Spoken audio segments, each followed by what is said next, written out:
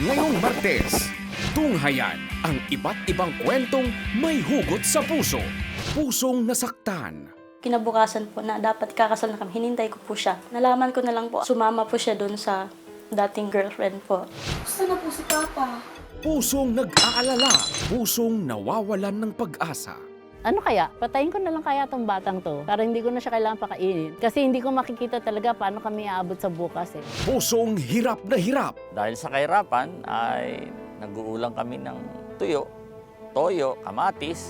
Paano magiging masaya ang kanilang puso?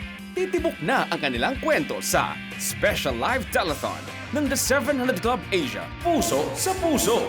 Ito ay ang pagmamahal sa mga taong nangangailangan. Martes, alas 11 ng gabi sa GMA News TV. Simulcast sa www.cbnasia.org/specials.